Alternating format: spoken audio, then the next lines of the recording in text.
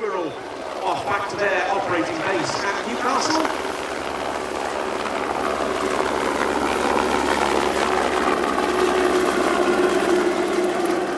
You'll see out behind you, holding over Dren railway station, as in comes the next display item from the Royal Navy historic flight, the Ferry Swordfish 1.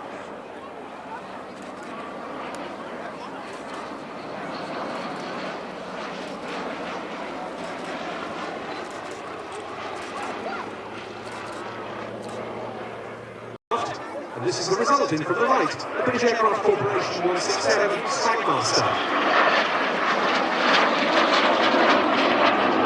An upgraded version of the Rolls-Royce Viper engine was fitted, and 4 underwing weapons hardpoints were added. They could carry gun packs, bombs, drop tanks, and so forth.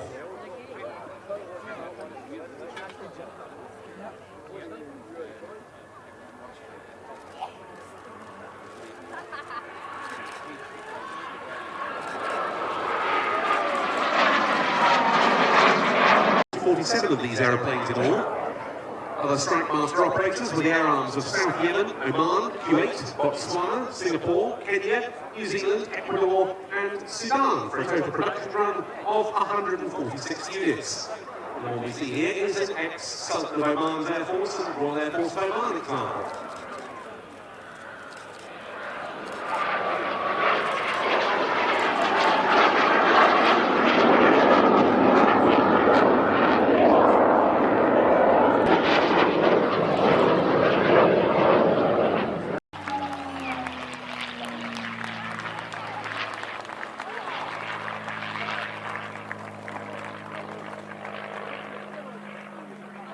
In 1962, although this is a helicopter that had entered service even earlier than that in 1959 with the US Army, it's still in use with many air arms around the world. But this is a privately owned one, and like the Hughes OH6, the Loach, that we saw earlier in the display, it's a true Vietnam veteran. That's the theatre with which this helicopter will indelibly be associated.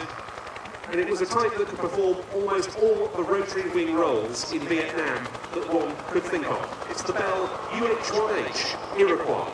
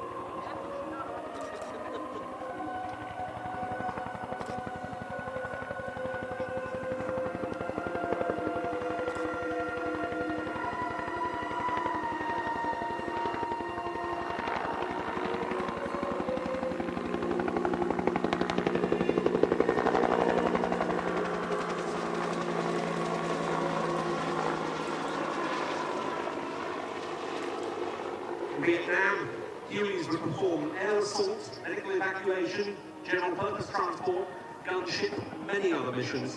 Hueys alone could undertake virtually a complete assault mission, some of them transporting troops in, others fitted with either machine guns or rockets, providing protection. Just over 7,000 Hueys in total served in Vietnam. Of those, more than 3,300 were destroyed.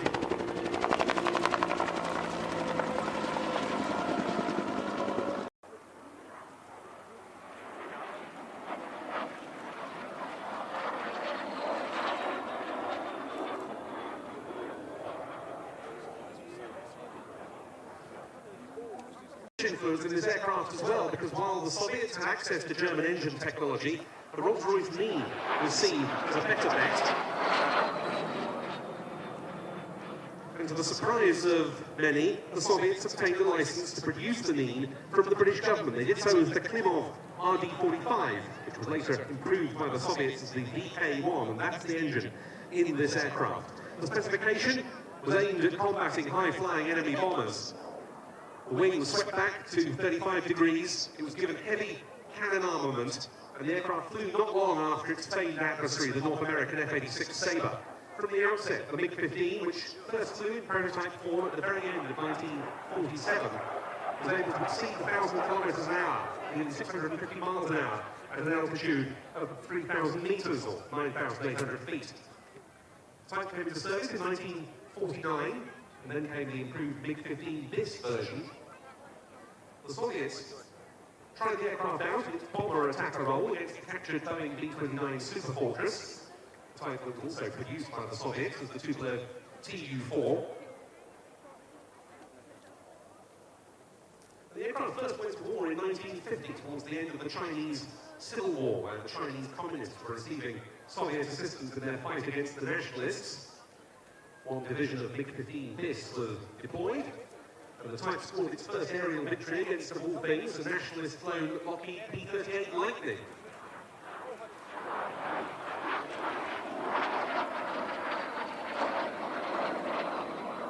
But it was mostly after sending F-86 Sabres to the theatre in a rapid response. Even so, the MiG was better at high altitude, and it had a superior climb rate and faster acceleration.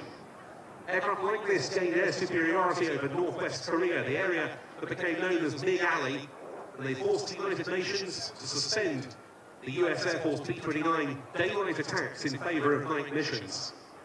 But at lower levels, the Sabres still had the edge, and the greater experience of the American pilots began to win the day. That was especially the case when later model F-86s became available. Flight Sergeant Peter Donnell was shot down. Egyptian MiG-15s, meanwhile, operated 60 years ago in the Suez Crisis against Israeli and RAF aircraft.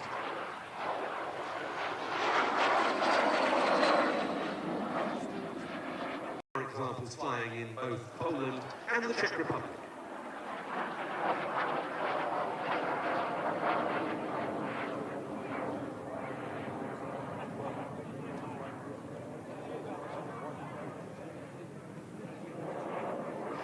This will be the final pass coming up.